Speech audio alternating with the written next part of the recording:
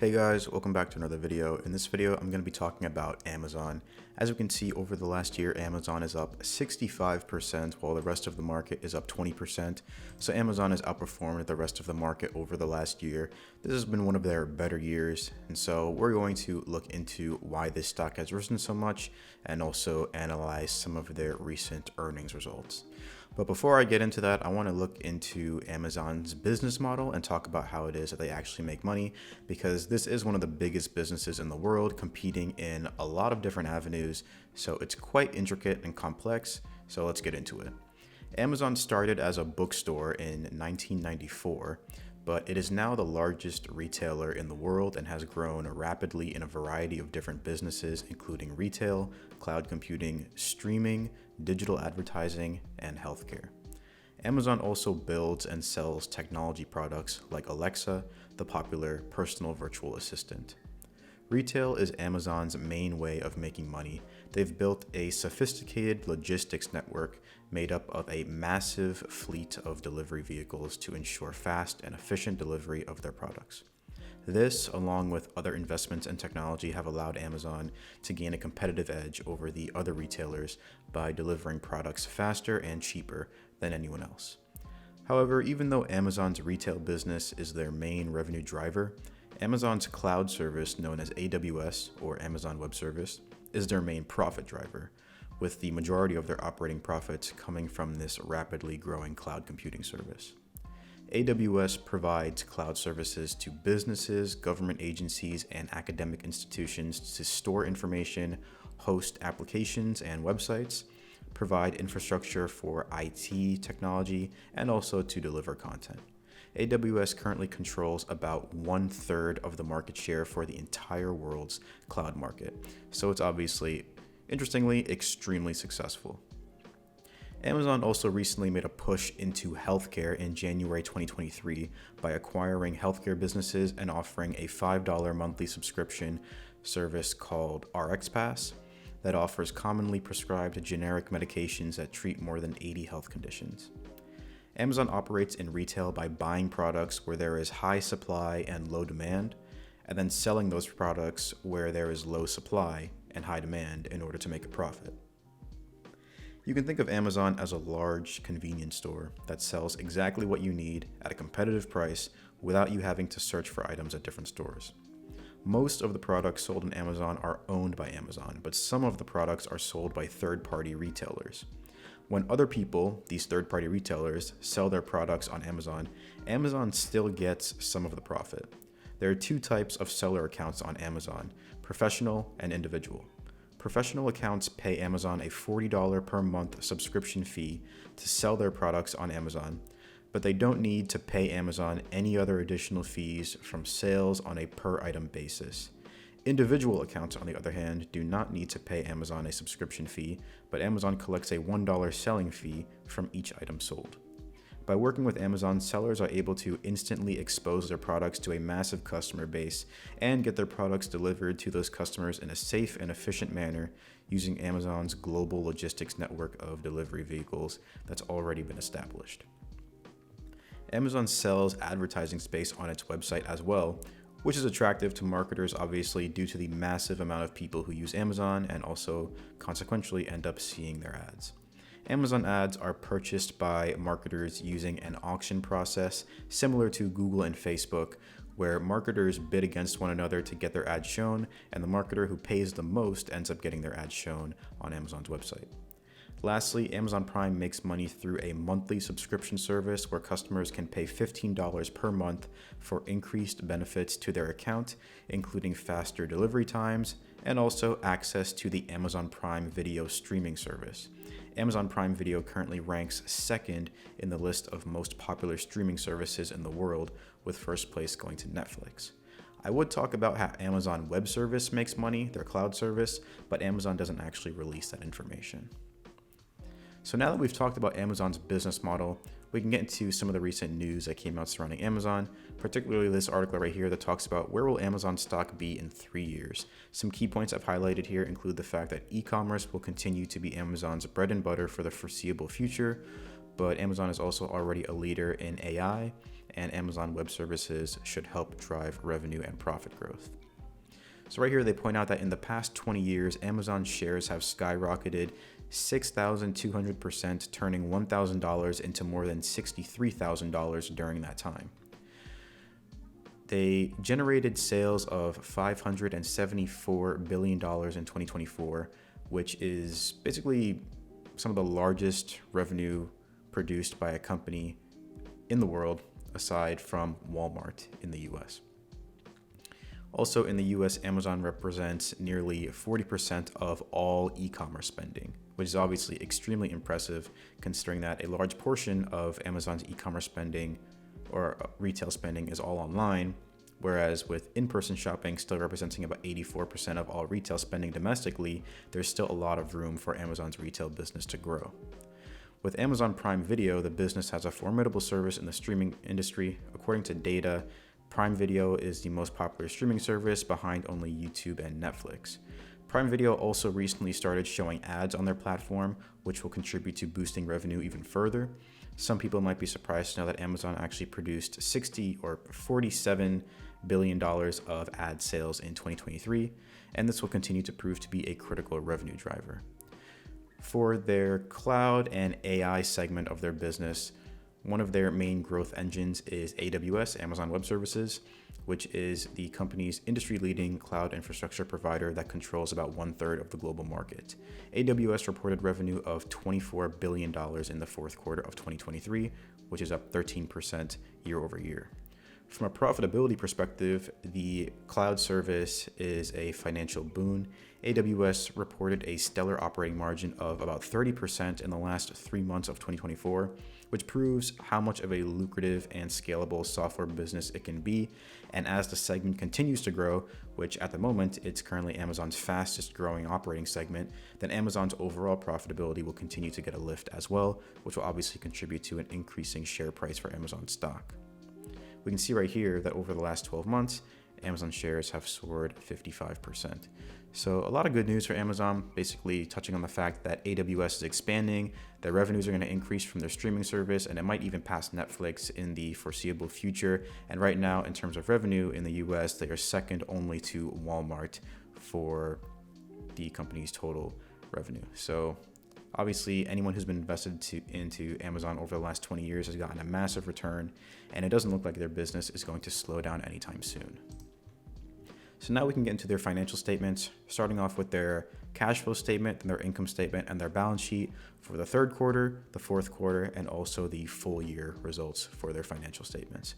We can see right here for their cash flow statement, for the third quarter, they had $21 billion of operating cash flow, and then they also repurchased no common stock, but they also made some payments on long-term debt.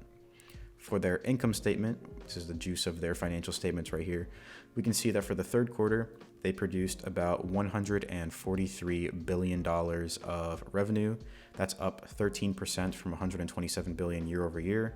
And then for their net income here, we can see they produced $9.8 billion or $9.9 billion of net income, which is up 241% year over year from $2.9 billion. Obviously, that's a massive increase in earnings. I think that's the largest increase in earnings that we've seen from any company that we've looked at for the third quarter so far, which is pretty interesting because historically speaking, we can also see from past years that Amazon actually hasn't really been that profitable. They've been investing a lot into their company, but this year they posted extreme growth in their earnings, and that probably came primarily as a result of the increase in earnings from their cloud service AWS. Then lastly, on page 12 here, we can see their balance sheet for the period ended in the third quarter. They had $486 billion of total assets and about $182 billion of stockholders' equity, with a little over $100 billion in retained earnings that they can use to either distribute to shareholders, buy back shares, or reinvest back to the company. Now we can see their fourth quarter and full year results. For the fourth quarter, they had operating cash flow of $42 billion and then also $85 billion for the full year. And then for the fourth quarter and the full year, they didn't repurchase any common stock for this year, but they did make some repayments on short-term debt. So right here we can see their revenue and earnings results for the fourth quarter and the full year. We can see that revenue was about 170 billion, up 14% from 149 billion year over year. And then for the full year, they had revenue of 574 billion, up 12% from 514 billion year over year. For net income, they posted even more impressive earnings growth for the fourth quarter than they did for the third quarter. In the fourth quarter, they had $10.6 billion of earnings, which is up 3,433% from 300 million year over year. So not often that you see earnings increase in the thousands of percentage points, but they have here. So that's probably going to be the most impressive earnings growth we've seen for the fourth quarter for any company we'll look at. And then also for the full year, we can see that in the last year, they posted a net loss of 2.7 billion. This year, they posted net income of 30.4 billion. So it's been a really good year for Amazon's revenue and earnings. And a large part of this increase in earnings probably came from the fact that this year, their AWS segment was a lot more profitable, and it'll probably continue to become more profitable as the years go on. Then right here, lastly, we can see their balance sheet for the full year, or for the period ended in the fourth quarter. They had total assets of 530 billion and then total equity of 201 billion, with retained earnings of about $10 billion higher than it was at the end of the third quarter. So now we can get into the discounted cash flow model to calculate the intrinsic value per share for Amazon. I'm using a growth rate of 8%, which I got from calculating the growth rate of their free cash flow for the last 5 years. It increased from about 21 billion in 2018 to 32 billion in 2023, my mistake. So 2018 to 2023. So yeah, I just got this number wrong, but basically that would be up about 8% compounded annually. And then we can also see for weighted average cost of capital to calculate the discount rate for the DCF model. I use this calculator right here. Basically, I just calculated the cost of debt and then the cost of equity here, and then multiply that by the equity proportion and debt proportion of their balance sheet to calculate the WACC right here, which was about 5.3%. This is equity proportion times cost of equity plus debt proportion times cost of debt times 1 minus tax rate, which is a tax shield because debt is a tax write-off. And then right here, we can see that if you subtract their debt from their cash, you get about negative 74 billion, and they have 10 billion shares outstanding. Putting their intrinsic value per share at $55 per share, it means that right now, based on those calculations, they're currently not trading below intrinsic value per share. But keep in mind, the DCF model uses a lot of assumptions. So if you use a different growth rate metric, right here, 8%, you could consider that to be maybe a little bit conservative, considering that AWS is growing a lot faster than that, which means that their earnings might end up increasing a lot more than that in the future, and their free cash flow. And then also the fact that I'm using a WACC metric based on these metrics. If you play around with these metrics, you might get a different weighted average cost of capital, which would end up calculating a different discount rate, which could also lead to a different intrinsic value per share. So there are a lot of assumptions here. So it really depends on the metrics that you use. But for this analysis, it seems that Amazon is not trading below this intrinsic value. Then we can see right here, I did a competitor industry analysis comparing Amazon to some of their main competitors. Right here, I compared them to Google and Meta. We can see that compared to these two companies, it looks like Amazon is actually at the bottom of the pack here. They're trading far more expensive than Google and Meta at 59 times earnings compared to Google and Meta about 26, 27 times earnings.